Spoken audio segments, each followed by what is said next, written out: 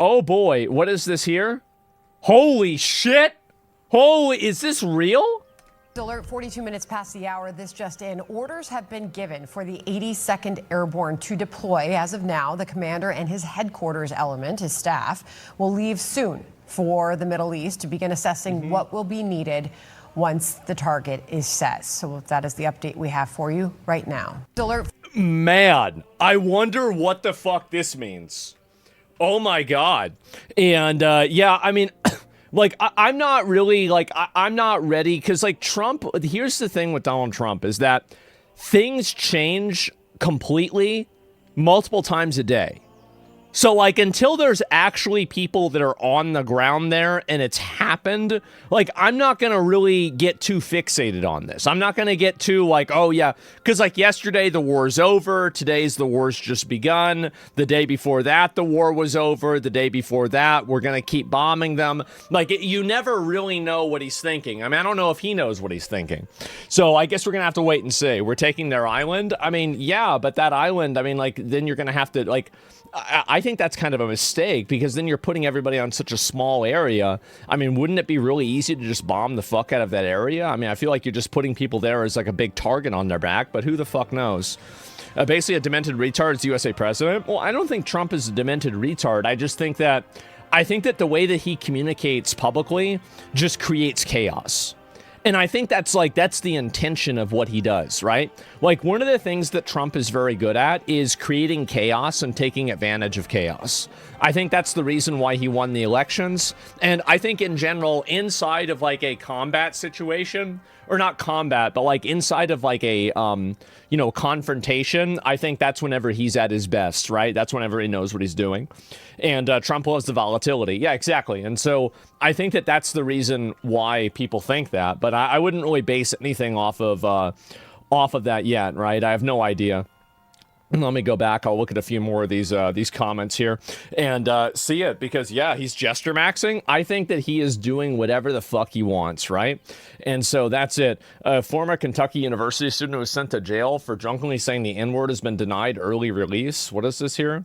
The serious? That sounds like it's probably not true.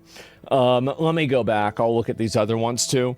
But the island is their revenue. Yeah, but like, I mean, can't you just stop them from doing things on the island? Why would you need to put people on the island yourself, right? I have no idea. It seems like a huge mistake. Having 5,000 Marines and 82nd Airborne breathing down your neck can be very persuasive.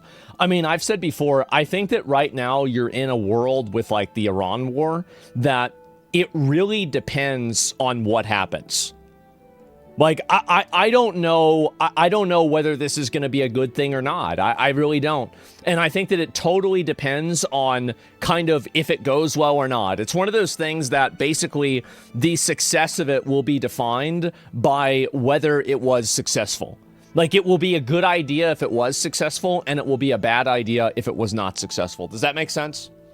The Iran war makes me think of Afghanistan 2.0. Well, I think there's a lot of people that feel that way. Like, I mean, very clearly, I think that's true. And what is this here? 9,000 targets struck? Holy shit. This as we get some new numbers on the stats of Operation Epic Fury. 9,000 targets struck, 9,000 combat flights, 140 Iranian vessels damaged or destroyed. From the weekend strikes, you can see all over the country of Iran, Israeli and U.S. strikes hitting various targets. Not gonna lie, bro, that made no sense. Well, okay, let me explain it in a better way, because sometimes I do that. I'll just, like, sometimes whenever I say things, it doesn't make sense because I'm thinking about something else.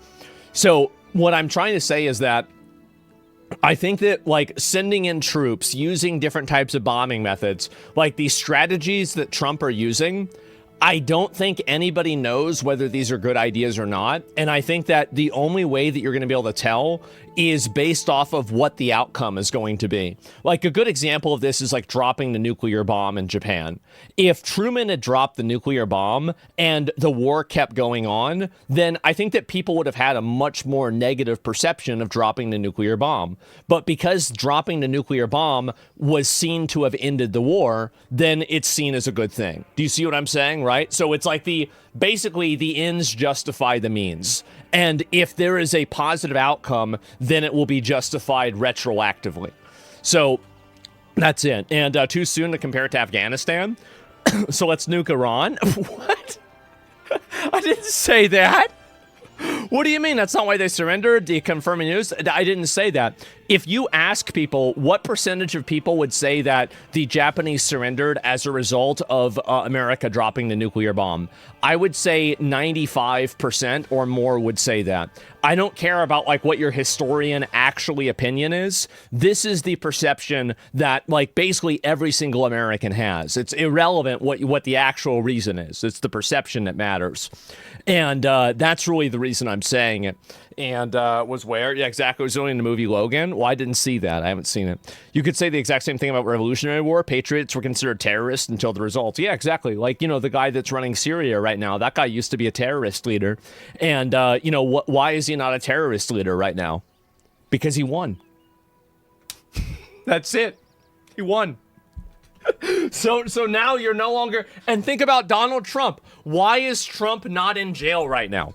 If Kamala Harris was president, there is a good probability that Trump would be in jail. Do you guys remember in 2024, he was getting perp walked. They had him on trial, 34 felonies. They were trying to take all of his businesses. Like, bro, it was make it or break it. If he didn't win the presidency, he might have just gone to jail. And then he wins the presidency, and all of these investigations, all of these crimes, everything he did wrong just kind of disappeared.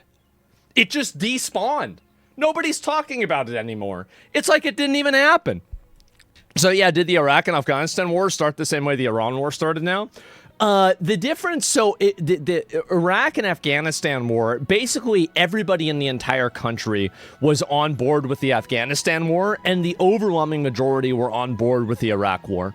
Now, obviously, it's never going to be 100%, but like you have to keep in mind that, you know, in 2004, 2003, and, you know, right after 2001, like this was right after 9/11. And so back then, the country basically turned into a Helldivers 2 ad. It turned into a Helldivers 2 cinematic.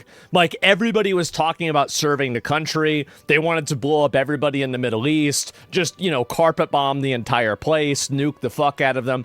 I mean, this was the, and by the way, this was a common sentiment. This was not like a extreme, you know, Rush Limbaugh said this and then he had to apologize in 2002. No, this was like something that many, many people were saying. And, you know, I think that back then, like, you didn't have the same type of foreign influence in politics. At least it wasn't as, this is what my opinion is I think that we've always had it, but now it's so pronounced that it's visible. Like, before we weren't really able to see it. Now we can see it. And I think that's a little bit more unsettling for people, right? And even Howard Stern said nuke them. Yeah, he did. And Howard Stern was always like, he was never really a super right-wing guy, right? So, and what a great war that was. Well, my point is that, I mean, like, again, I think that the war in Afghanistan and Iraq, and like just the in general war on terror, I think that it lasted a long time because they wanted it to last a long time. I think that they didn't really try to end the war. I think that they just wanted to perpetuate the war, you know, the military industrial complex.